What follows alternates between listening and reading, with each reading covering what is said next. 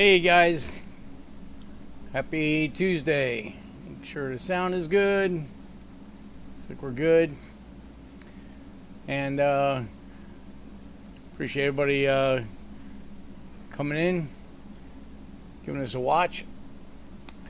So today we're at the Palm Beach County Commissioners meeting to see the further development of the racetrack in Palm Beach County, and we'll get into that in a couple of minutes. I guess we can give a shout out to everybody in the Florida area. We had people from all over the place that showed up today for this deal, and of course the meeting started at 9:30 in the morning, and we didn't get they didn't bring our agenda up until about 1:30, 2 o'clock in the afternoon, and then it probably went on for actually it was probably about 2:15 or 2:30, and it went on for about 2 hours, or hour and a half, 2 hours.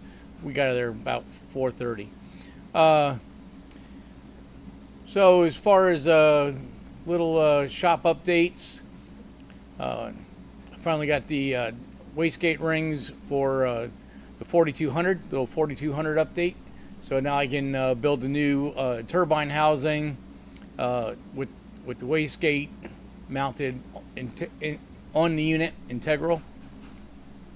So now that I got those pieces, I can start making a fixture off the old one. That way everything on the car will still bolt in place properly. And we should be getting on that here in the next little bit, hopefully next week, but we'll see. Got Giancarlo's 49 Chevy pickup. Got to build I got to machine the CVS. Is that right? CVF pulley assembly. Going to put a crank trigger on that, so that's going to get done probably tomorrow. Service the Scott's Olnick vintage race car hauler. Got that all serviced, and he got some more panels done in the box of it. But we're getting ready to take that to LS Fest in a couple weeks. So that's we took that out of the mothballs and kind of got that thing back out.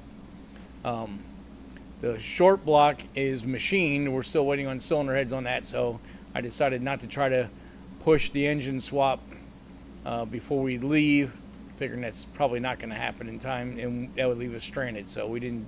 I told them don't worry about it, and I didn't really pressure the machine shop to get the heads done. Although I'd like to get them done, get that thing going. So that's forward progress on that. The cup car, I got the wiring harness installed in the car. I got the air cleaner and all that stuff all done. It's literally a battery and a couple toggle switches away from lighting. I was trying to have that done before today, so I could first finish the engine build video and have something to show you guys on that. Hey Chris, speaking of Chris, I've got his fuel cell in, and I have 90% of the parts, so I'm starting to lay that out. I will have that to we will talk about that next week. I'll have pictures on that and show you what we're doing with that. I did get the fuel cell done in the NASCAR. I did not get video on that. This week has been a very hectic week. Life is that way sometimes. Messing around. Hey Rick. Messing around with household stuff. We got a couple new refrigerators, and the one in the house we had to actually pull the door frame out of the kitchen wall to get the refrigerator in the house. So I kind of spent a while doing that. So I kind of took some time out of the shop, but that's how things go. But that stuff is all done now. So now it's on to finishing up this stuff so we can get ready for LS Fest. Just have a few things left on the on the Cup car, get it fired. I have to finish the rear window and the quarter glass installation and a seat. Otherwise, that thing is pretty darn close to going. Hey, Bill. See you again after a whole day of sitting in the county government building. And hats off to Dawn. She did an awesome job with her speech. But yeah, so this week was kind of a not a very good week for Landis Performance as far as getting work done in the shop. So kind of limited me to what we have to talk about tonight. So we'll go over to some of the track stuff, and we'll see what happens in the chat, and we'll go from there. So hopefully next week I'll have my my stuff a little better shape. Yeah, so I guess we can trying to think if there's anything else that we got done this week that give you guys updates on the shop progress. I think that was it. We got the 4200 turbo stuff. We got Chris's fuel tank. We got the wiring harness and stuff in the Cup car. I think that's pretty much all we had got done.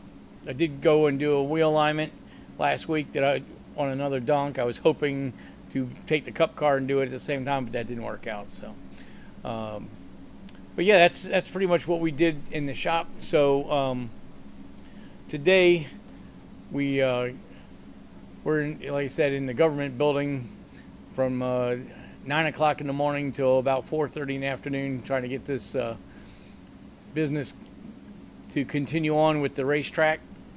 So let me go ahead and switch screens here.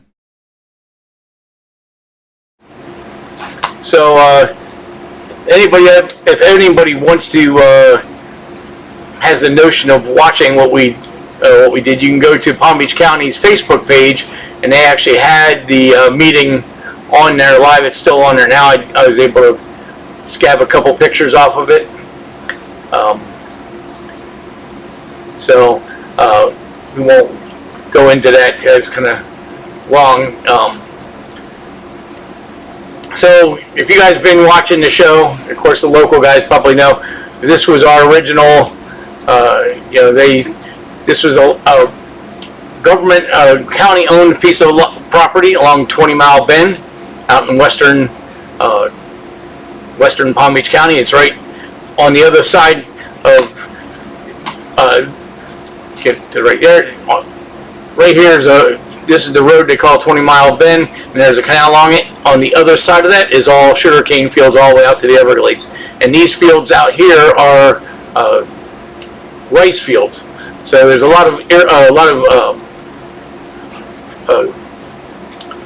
growth out there as far as plants and stuff like that.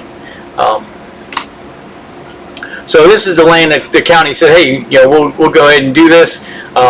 This was the original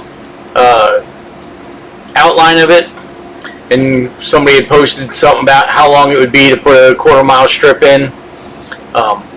You can kind of see there's the sugarcane fields and stuff. There's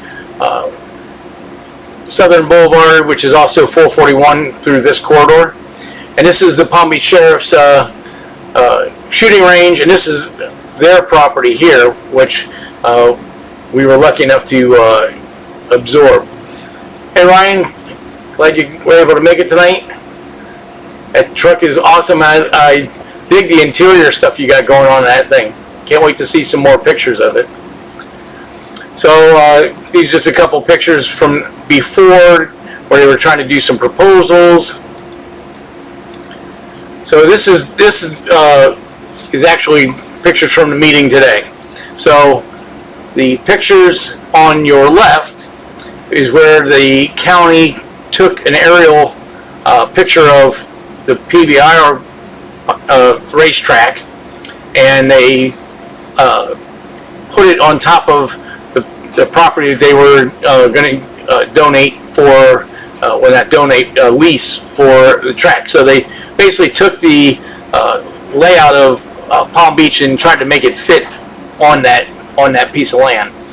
But through the efforts of Madeline Marconi, they were able to get the Palm Beach Sheriffs to donate their land. So now we went from 128 acres to 161.5 acres. So now there's more than sufficient room for whatever we want to do. Let's see if it'll be clear if I bring it up.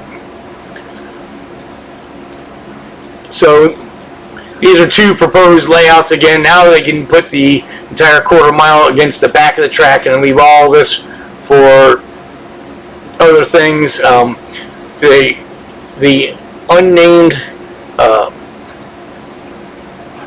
construction or people that are trying to take the property and develop it. So developers is what I was trying to say. What they are talking about doing is quarter mile NHRA sanctioned drag strip, a 2.7 mile road course, and I think it was 250,000 square feet of a drift and like autocross common use pad, which worked out. I think I worked it out. It was like 6 acres of asphalt where you could do, you could have a concert there. You can do go-kart racing. You can do autocross. You can do drifting. So that's what they're proposing. But for the county hasn't put out the RF yet, which is request for information. That's RFI.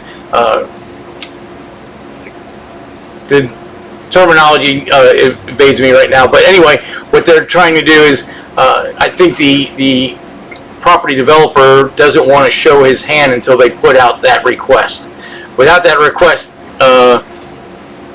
if somebody starts showing what site plans they want to do and stuff like that, it's very easy for the county to make shifts and adjustments to what they're doing. And so I think once the RF is put out, then we'll see what's going to happen. I think it's all going to be shown in the very near future. So this was the original diagram that they had made. I just grabbed a couple pictures real quick, so we have some stuff to talk about. So here's the official letter from the sheriff saying, we're donating that land. They're not going to use it. Of course, they're going to end up using the facility for training and stuff like that. So it was a great thing for them to go ahead and add that property in. It gives us plenty of space now to build the venue that we're looking for. One last slide I got was they were showing, the county did a dismal study to make sure everything was working good, and they were showing here with all the different, with the go-kart track and the road course and the drag strip all going at once, they're claiming 60 decibel at this outer ring, which there's a neighborhood here that those people are kind of a little up in arms about this venture. But they do have a sound wall already built around their property, and this property may require the same thing. But anyway, that's pretty much what the main topics were on this deal. What the racers were trying to get the county to do, which did not work out, was we were trying to get the county, since it was their property, to bring utilities and to pay for some more in-depth impact studies. But unfortunately, they haven't done that in prior partnerships with other entities on county land. So they didn't want to start it now and then have everybody forward coming to the county and say, well, you did it for them, you need to do it for us, that kind of thing. So that didn't fly, but it kind of is what it is. But they did at the end of the meeting did ask for the request for information. So once that's put out, I think they said it was going to be put out in maybe 2 or 3 weeks. That's gonna what that does is that gives the public, I think, 60 days to put together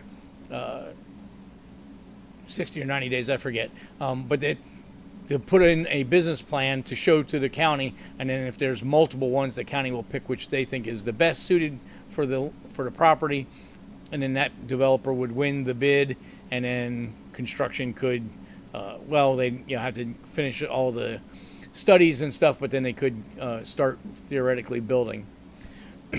The land is it's so close to all the other agricultural properties.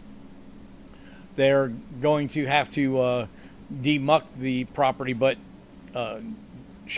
Big Sugar, Florida Crystal, which has farms all around there, definitely would take the muck, because that's super rich soil for their agricultural growing. So that shouldn't be a problem. However, suitable construction dirt will have to be replaced, and that's one thing that we were hoping that they would do some more study on, because we have no idea how deep they're going to have to go to get the muck out to backfill it with construction dirt. So that's going to be a little bit of a deal there, but not a deal breaker anyway. Mike says, so basically the original PBR Moroso is never coming back. So that comes up quite a bit, and basically what the situation with the old racetrack is that the owners, which is Moroso Investments Corporation, which IRG, which is part of a sports marketing entity, money, like not a hedge fund, but an equity and investments firm that runs sporting events. They created the IRG company to run the 4 or 5 drag strips that they bought. They got sold a bill of goods about how easy it was to make racetracks profitable, and so they went all in and bought like 5 drag strips, and they bought the IHRA sanctioning body. Now, they knew nothing about motorsports.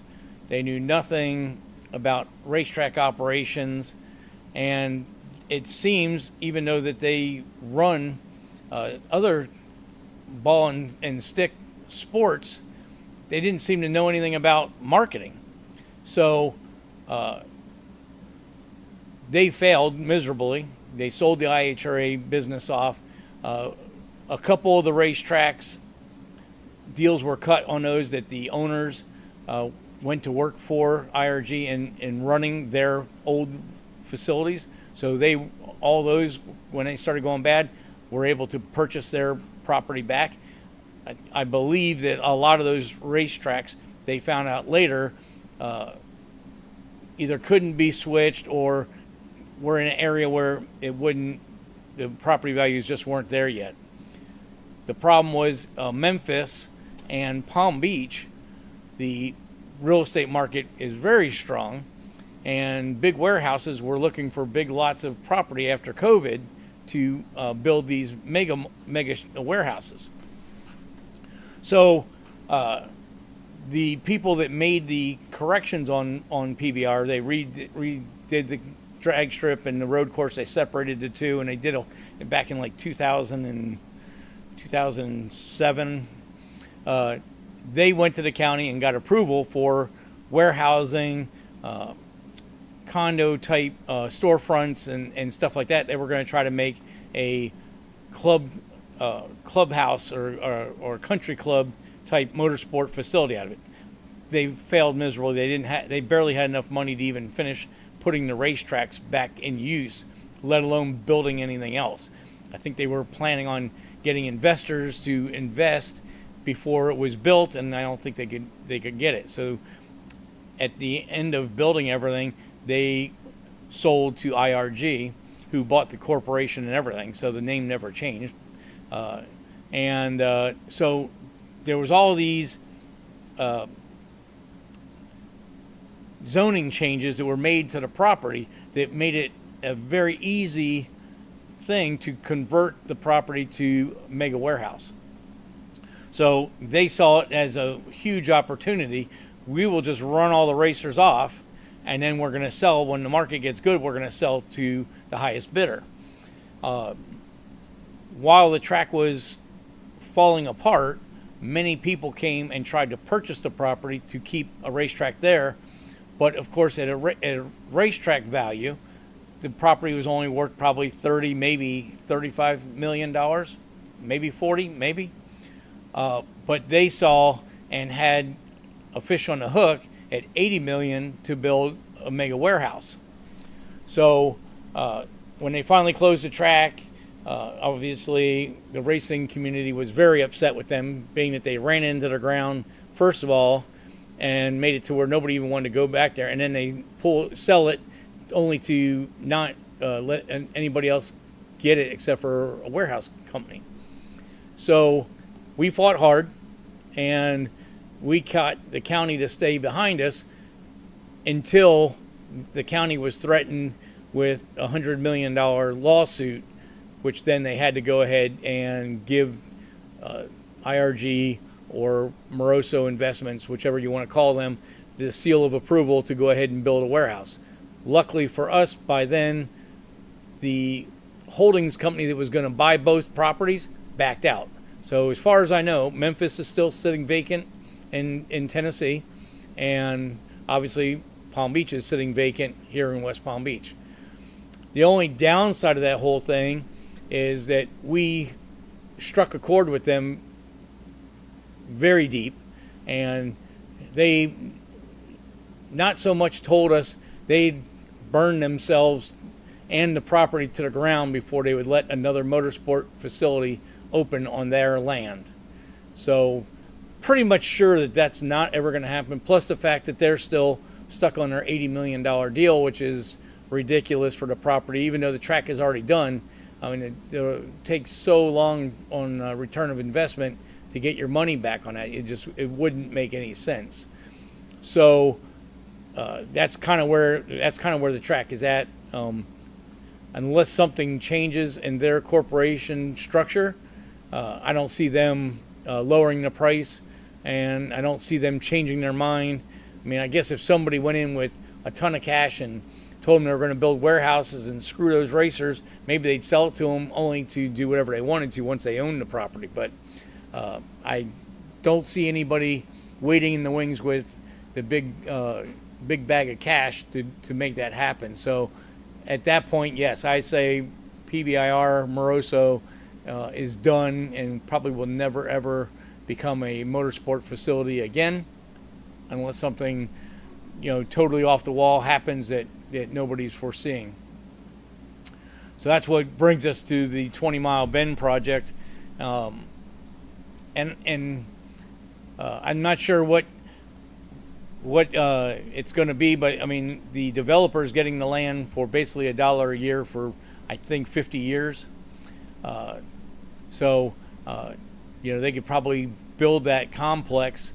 From what I've heard from other complexes being built, I would say they should be able to build that complex for $25 million. So that's a substantially less amount of money than what the old PBR land is going for.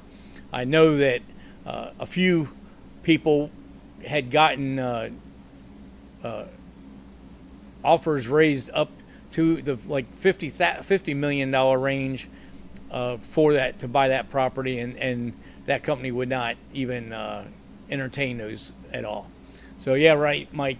It does suck. We all have tons of memories out there. I mean, it was all kinds of world records set out there over the years.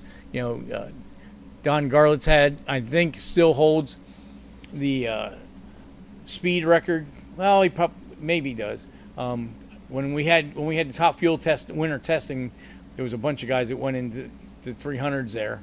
But it was a very good time. Unfortunately, the last basically 18, 19 years of its existence was terrible. They basically had no restrooms there. The restrooms were there, never had running water or anything in them. The facility, as far as the track and both the road course and the drag strip, were top notch. They weren't maintenance to that level, but I mean the groundwork there was there. It just needed somebody to take care of the place properly. A lot of the local guys worked for IRG during that time, and there was glimmers of hope a couple of times, but then they would just turn it around. And at one of the meetings, when they had to have a magistrate come in for arbitration, and that's where the $100 million lawsuit came up. One of the guys from New York, that was like, his department was in charge of the IRG platform, was telling everybody up there, telling the magistrate, bragging about how they spent millions of dollars on upkeep, but actually when they broke it down, it was they bought other businesses to put in that facility to try to make it make money rather than actually make the track make money. It was kind of weird thinking the way they were doing it, and and then they were like so proud that they did 100 events in 1 year.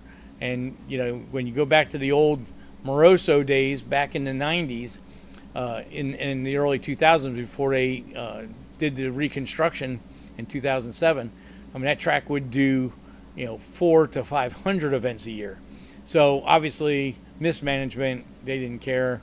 I think they knew all along that they had a gold mine with the property values in the area, and they were looking to make a home run. But now it's sitting, doing nothing, and I don't foresee us getting anywhere with that. But who knows? Time, you just don't know what's going to happen with time. Maybe they might get. They may get into some financial situations with other things and decide they need to have a fire sale. I know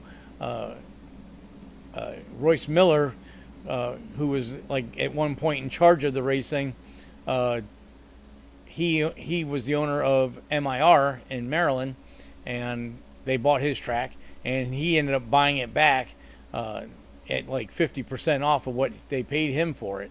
But there must have been some kind of caveat that they couldn't do anything with that land, so that's why they just got rid of it, because they were just getting out. They were just dumping all their motorsport stuff, and that wasn't the case at Palm Beach. So yeah, Mike says that place could have been awesome. Yeah, I mean, even for as crappy as they ran it, there was times it was pretty darn cool, and then the last 2 years where we got that autocross deal going, that was really good. I thought that was a very good moneymaker for them. Mike says, I remember each year waiting all year just for the Super Chevy Show and Citrus Nationals. Yep. And they used to have the 5-day bracket nationals, and they had fun Ford weekends. They had all kinds of really good shows at Carcraft Nationals there a couple of times. I mean, we had a lot of really good shows. Back in the day, the 5-day bracket nationals, that was a deal where 5 days of bracket racing just before Thanksgiving, and then they get 400 to 500 cars there to race for 5 days straight, and that was a huge moneymaker. Chris says the good news, it sounds like the county is supporting the track, and with the county behind the track, it should be around a long time. Yes, that is one thing that that they were saying, that if they if it is to a point where a developer comes in and does develop it, that they want to make sure that it stays a racetrack for 50, 60 years. One good thing that I think was a positive take was that a number of the commissioners at one point or time had been at Moroso. I'm not going to count PBIR, but when it was Moroso, because the local BMW and Mercedes and other high-end European cars, the dealers would have track days where if you bought a new car, you could go out there and drive your car on the racetrack. They give you some tips and tricks on how to drive your expensive European sports car to people that probably had no clue. A couple of them being some of the county commissioners that are on the board right now. So they have some glimmer of what the track was at one time. Yeah, it will always be Moroso. So Kenny Turbo Jixer says Maryland International is in the middle of nowhere, probably why it got sold. Right, but I mean, the lucky thing for Royce is that he bought it back for pennies on the dollar, and because he was in charge of motorsports at the time, not that he had any daily say, but he was like a supervisor. All of the track equipment that was at PBIR all went to Maryland, so he's got all the good equipment that was down here, although the stuff was never taken care of. That was one of the big issues that we had down here, is that whatever track manager we had running the track down here, their hands were always tied. They weren't allowed to spend any money or do anything. So all the equipment, was good equipment, but none of it ever worked. So it was just a real crap show. And, we'd have, you guys go to your local racetrack, you have an oil down, typically, 15, 20 minutes, and the track crew will have the track back operating really well. At our facility, because half the time most of the equipment didn't even run, the track could be down for 2 to 3 hours during an oil down because they're having to do everything manually with push brooms and stuff. So, you can't run a business. Well, first of all, a drag strip or a motorsports complex, the racers and the spectators that come are your customers. And you can't expect people to keep coming back when you can't run a show that people want to watch. Nobody wants to sit in the stands for 3 hours in the hot sun in Florida and not see a car go down the track. Whether you're racing or whether you're watching, it's just no good. And then for everybody, racers and especially fans alike, who wants to go into Jiffy John's or Portables bathrooms that there's no running water in it? That, it's nasty. And that's one of the biggest things with any kind of event venue, is you have to have clean operating bathrooms, because you need to have the women and children happy to go to your facility. You can get the women happy to go, then all the guys will go all the time because they got the free pass to get to the racetrack. Very few women are going to want to, let alone the guys, but at least, you'd always, go behind your trailer and take a leak or something like that.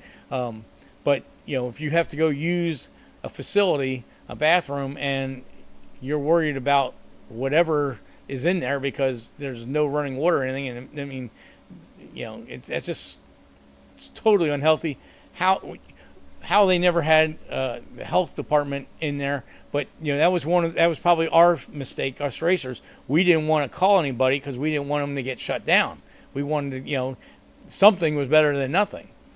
But it's a shame that that company let everything run down to a point that they did. It was just terrible. So back to the new facility. One of the things about Palm Beach, PBIR that was always a big thing is those guys rebuilt the track in 2007 and they ran out of money. They never got water and sewer ran to the property. So it's like a mile and a half away. So it's like $2 million to get water and sewer running into there. So that's why they had the facilities that were temporarily put when the track was built. But unfortunately, 15, 16 years later, there's still the temporary stuff was still there. And then, of course, now all falling apart.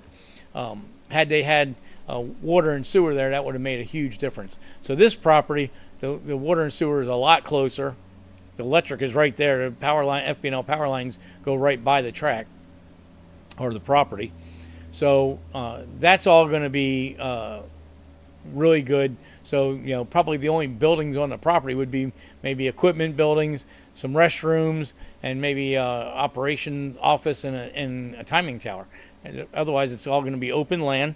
So, you're in the area of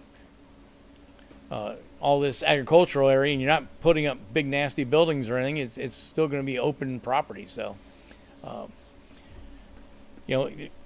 nothing but good can come of it.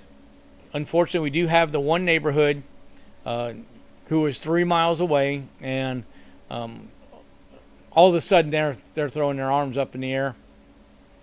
A couple of these pictures I showed at the beginning of this, in fact, the picture that I used for the thumbnail, that was taken, that was on the news last year, like last December or January.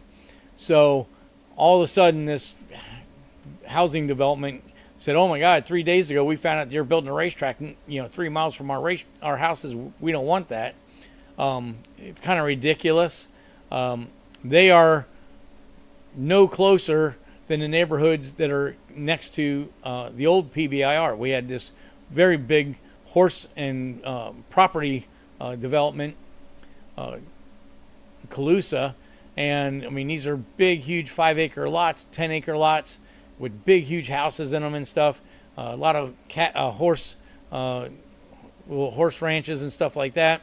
Some people, have airplanes. Some people had cars, but whatever. It's not a hurting neighborhood, and they never had a word about the racetrack, and they were the same distance away.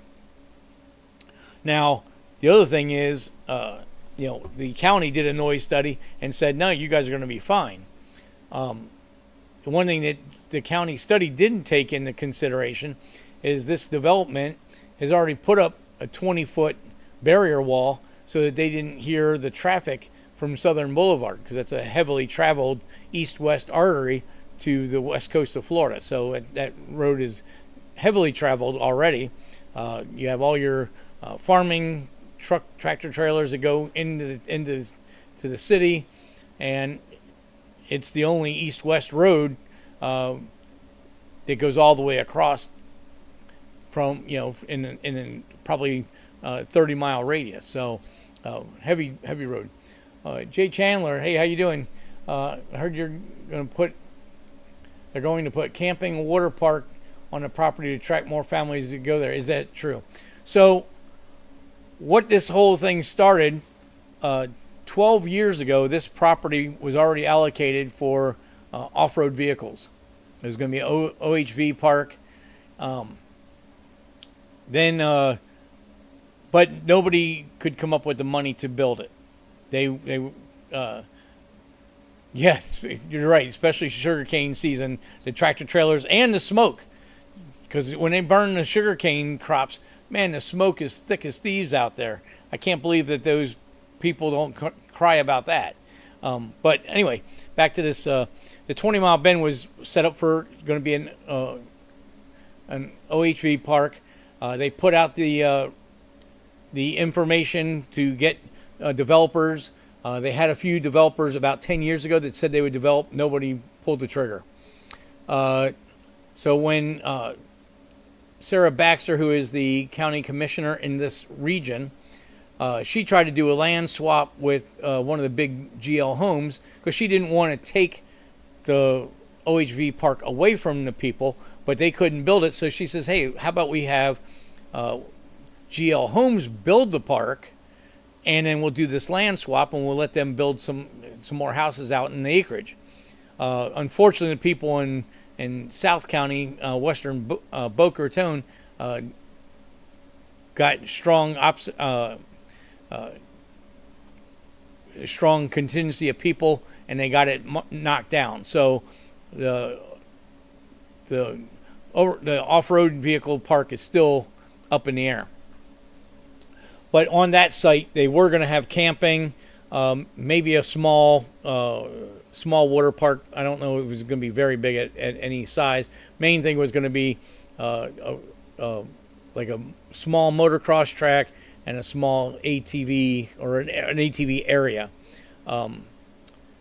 That's when it was the 120 acres. When the last meeting we had, which was back in March,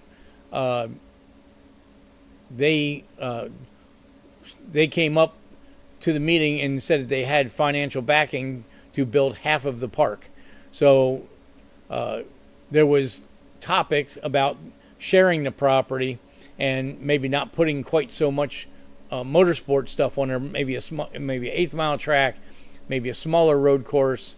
There was a couple different things tossed around, but I don't think they ever got the financing they thought they had, because they weren't even at this meeting. So there wasn't even any subject about it. So I don't know what's going to happen with that. And again, we haven't seen any track proposal. So Jay, the proposal you're probably talking about was something that the county put together as, hey, we can make this work. Let's put the off-road guys and the car guys together, and we'll try to make this work. But I haven't heard anything from the OHV people since. There hasn't been any. Usually whenever we post anything, any of the road racers or drag racers post anything on like Facebook, there's usually a couple guys that get right on there and talk about how we're stealing the property from OHV. Like we got our property stolen. I think that's maybe not quite the case. They've had 12 years to develop it, and they haven't done anything with it now. So, I mean, I don't know why they think that somebody's stealing something. They never had it. But that was something that I think Commissioner Baxter had somebody draw up some site plans. Let me see. I think I even have a picture of that. But that's what they were talking about doing. Yeah, here it is. So this was a site plan that somebody had came up with a while back. I think maybe Commissioner Baxter had something to do with it. But here you can see they put the Palm Beach drag strip in there with the road course, and then they put a little go-kart track over here. They had a beginner and intermediate motorcycle track, ATV track, and then they had campgrounds over here. I figured, but knew that you had asked. So this is what they had proposed, and what they had proposed at that point was they were going to get that property from the sheriffs, and they were going to make a lake out of that to put fill in here. Now, again, we are hearing, yes, this one had gotten around the internet quite a bit. So we are hearing from our liaison, our person that's making this happen,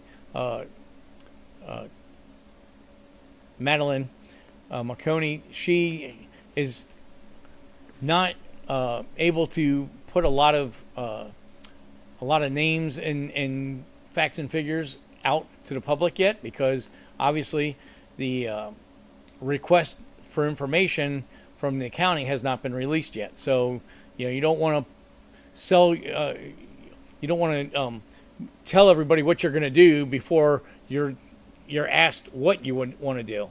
So there's reasonings why they aren't releasing all that information. But when that stuff does come out, I've been told that there is a site plan already made for the facility. So there still could be some camping area in it. I mean, a lot of racers have campers, so it would even, it'd be cool to have that. There still may be some room for some off-road vehicle use. There's definitely going to be room for go-karting, which I think that's a big thing. Palm Beach used to have sanctioned pro go-kart racing at their facility. And when they had the issue with somebody, which the rumor was a senator or a congressman's great niece or something, unfortunately passed away in a rental go-kart accident, they shut that the go-kart track down, where that was really their rental program. I don't see why they had to shut the entire situation down. They could have left the go-kart for racers who signed waivers to still race and just not have the rental program. I'm sure the rental program wasn't making all that much money. But that was a big loss, and that's going back, well, that's going back probably 10, 12 years ago that happened. So, I think a go-kart track would be a really good thing for that to get involved in it. The OHV park, I think, is important also. However, they do have other places they can go that aren't 3 hours away. And that's our biggest thing for the motorsports community is road course. You either have to go to Sebring or you have to go to Homestead. And for drag racing, you have to go to Bradenton or you have to go to Orlando. There is some racing at Mockley, but that is going to end at the end of the year. The airport has already told Ralph, and Ralph has already put it out in the media that they're going to build hangars and warehousing on the runway that they're using now. So there'll be no more room for them to rent any of the runways there for motorsports activity. So that's gone in a couple months. So that like I said, only leaves Bradenton and Orlando, and round trip, that's 6 hours. So that's not very conducive for anybody in this area, where the OHVs are. I think there's some places a little closer than that. Right. So Mike says, out of hunting season, they would go out to Corbett. Right. Corbett's right down the road, and you can run off-road vehicles out there now. There's a size restriction, but I believe OHVs can ride out there no problem at all. It's you can't run Jeeps and buggies out there, which you wouldn't have been able to run Jeeps and buggies at this facility either. So the Corbett is definitely plenty of room for them to do something. And, the county could even put a section, if the OHV group could get some money together, maybe the county could even slice out a section of Corbett area so that they could have a facility. But like I say, they've had 12 years to get something done, and they haven't done anything. Hadn't even had anything close. Like I said, when they first put out the request for information, like 10 years ago, they had 4 people come forward, and not one went. Once they put the information in, they all backed out. So I just don't see. I mean, first of all, for OHV park, except for a campground, there's no way of making any money with the place. You could get, if you go up to outside Tampa, Brooksville, you can ride on state land up there. And it's a really great place. I used to go up there years ago, but you can buy a year pass for like $20. So you're not like you're going to be making a whole lot of money for all your construction efforts and all your maintenance efforts to keep the facility running. I think that's the downfall of an OHV park. If you make it, a $20 ticket to get in, people are just going to go out to Corbett anyway. So you're still not doing anything, So it's just it's a tougher situation where a motorsports park you can't go down the street, you can't go out in the woods, you can't, if you do anything on public roads, you're probably going to get jail time and get caught. And of course, the likelihood of crashes and injuries and death is huge. Since Palm Beach PBR closed, there's already a statistic that traffic fatalities have doubled in the last 3 years since the track has closed. So, I mean, that's a statistic that's there. That's not something made up. That's actual statistics. So, and people are doing intersection takeovers, and then there's all kinds of illegal motorsports stuff going on.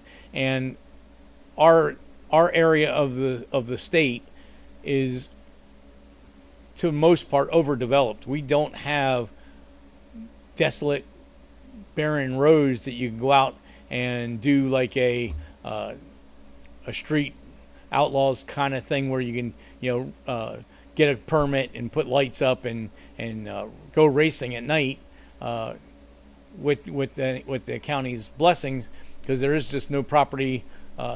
There's just no property out there to do it. We don't have anywhere where we can do it. So we have to build a facility, and that's what this is going to be. Hey, Jay, thanks for Mac. Thanks for coming, checking us out. This is something. I mean, some of you guys may not be in this area, and it may not be crucial for you guys, but in this area, having a racetrack since 1964, we have generated quite a bit of motorsports industry in this area.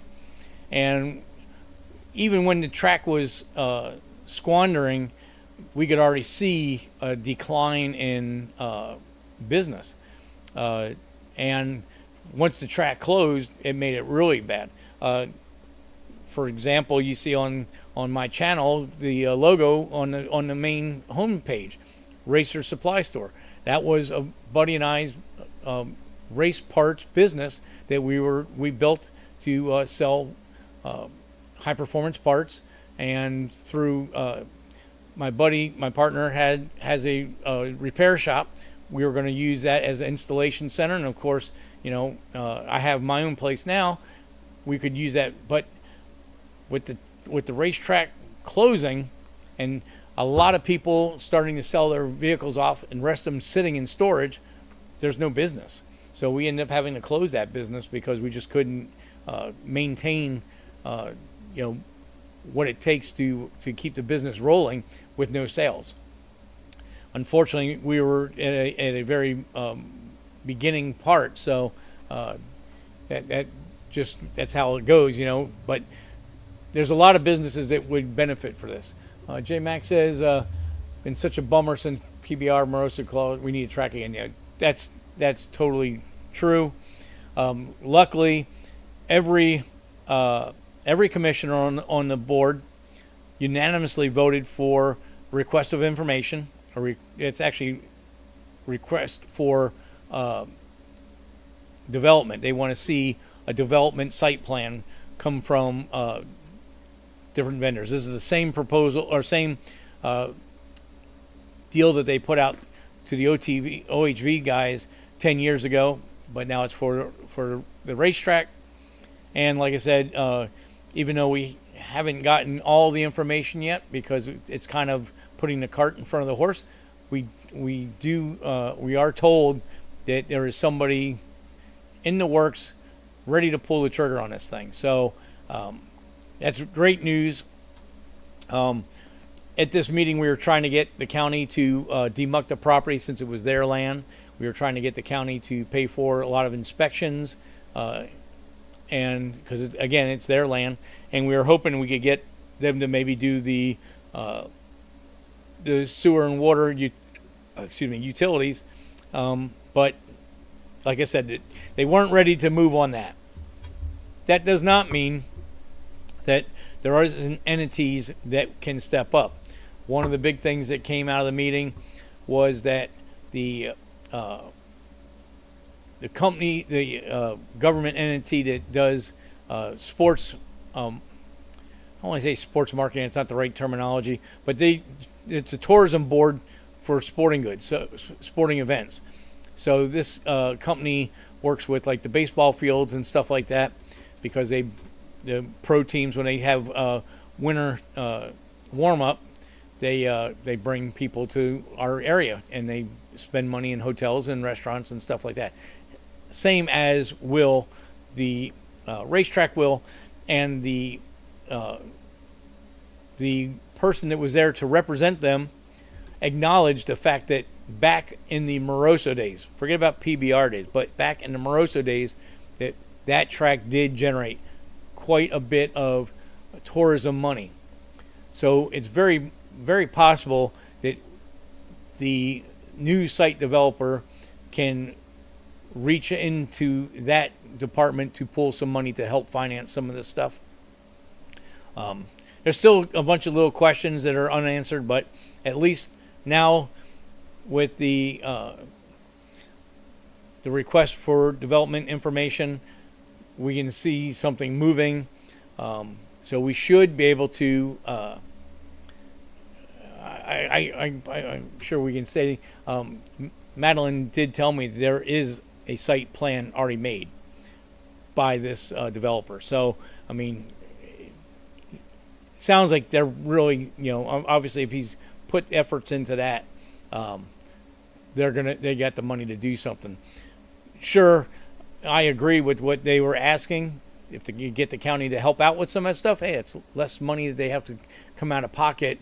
I mean, they're already having to build the complete facility. So if they could get some of the other stuff helped out with, that would be great. It didn't work out, but it didn't mean that they're not going to get any help either.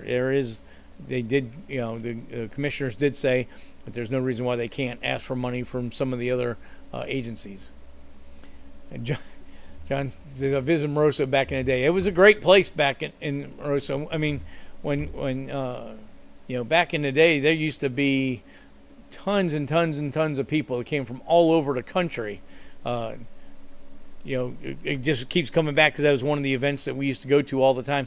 But the 5-day events and the bracket finals and the Citrus Nationals, I mean, there was nothing to have a dozen racers from Canada and people from Oregon and Utah and all these other western or northern areas. Obviously, the whole East Coast would come down because they're snowed in for 6 months. They could come down here and race in the winter.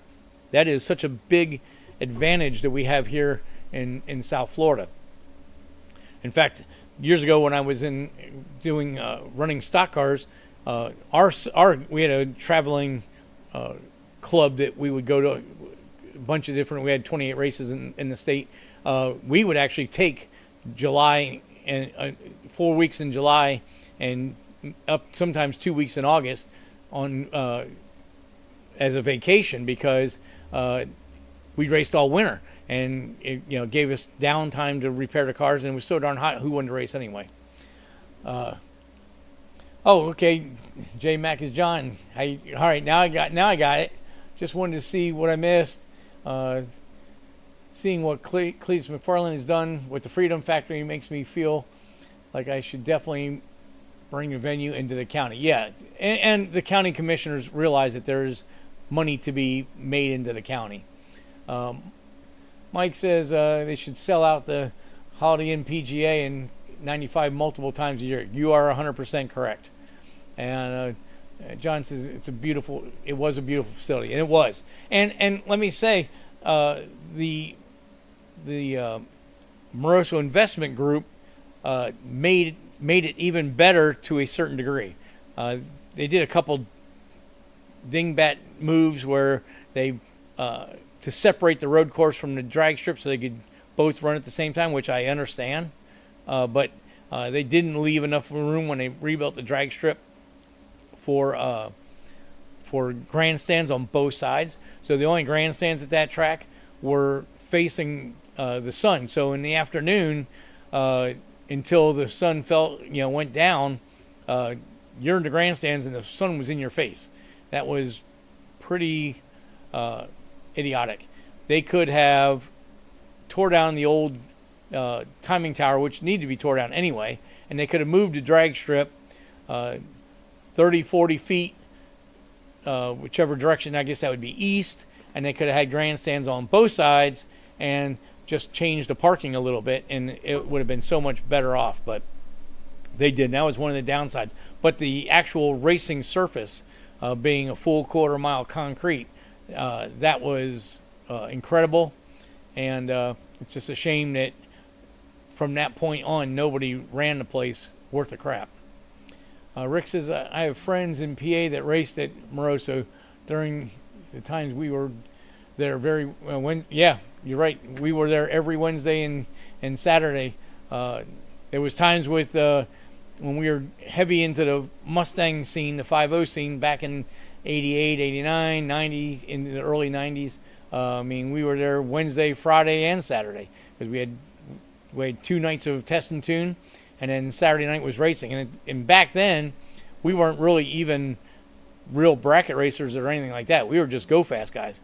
So that was before I even had a dyno in my shop. So that was our dyno. We would make changes to customers' cars and then go to the track and see how much faster it went. And that was our measuring stick for what kind of gains we made. So obviously dynos were a lot easier, but before that was a thing, I got my first dyno in 95. That was pretty much the first chassis dyno in the area. And that was all good and everything. But it was a really good facility. A lot of people still keep going back to we should get the track, but trust me, the county has done everything they could. They tried to do a land swap with the IRG group. They tried to do all kinds of things there, and those guys just are so bitter that they didn't want to hear about anything. J-Max, someone posted a video from the track recently. Yeah, that was Anthony up at Havoc Speed. There's a prime example. Here's a guy that has a speed shop.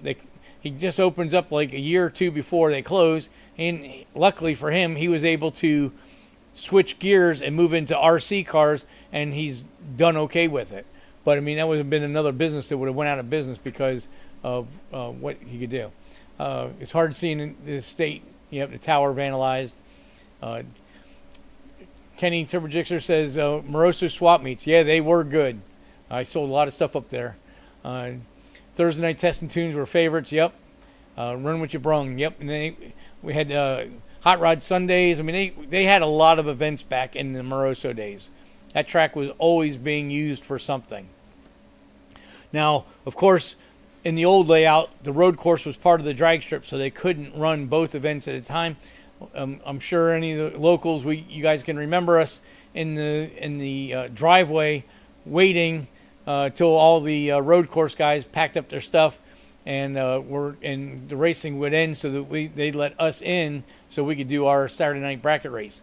That was one of the downsides of the way the facility was designed, but it was really good. And I was working on my SCCA driver's license, went in the old configuration, and that was a phenomenal, very technical racetrack. It wasn't just something you went a couple laps and figured it out. It was, as your speeds increased, everything changed. It was really well thought out facility as far as that goes. I've been told I've never ran the road course that's there now, but to the seasoned drivers, they say that was the road course that's there now was pretty easily figured out.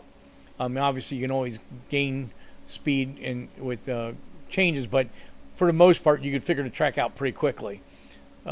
That was a downside of the way they changed it. It's a lot of long straightaways and a couple corners at the end. That's about it. I think they could have done a little better than that. They could have done some chicanes towards the starting area, starting line area of the drag strip where they could have put grandstands on both sides. So there's things they could have done that were maybe a little better. But of course, that original Moroso Investments group that were trying to make the country club event a country club facility, they were all road racers they were only leaving the drag strip because it brought in revenue. Not that they really didn't care about what the drag strip, how the configuration was. And they figured, oh, you only get small crowds in there at normal weekly events, so we don't need all those grandstands. But of course, like when we had Street Outlaws there just before they closed, I mean, it was standing room only, and they had to close the gates because they couldn't get any more people in the place. So with proper marketing, that track can still make money. So hopefully that will be what happens at 20 Mile Bend. I don't know what the name of it's going to be, but 20 Mile Bend Raceway or whatever it's going to be. Hopefully that's going to cure all this stuff, and we will go from there.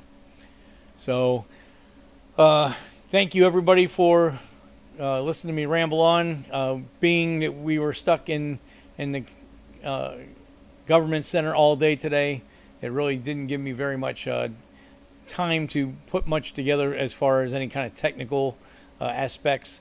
But at least my local audience, we could all come together about what we have coming on in our area. And one day, no matter where you're listening, even anybody anywhere in the country, you may come here and go racing again. So it kind of is important to everybody. It's definitely important to anybody in racing,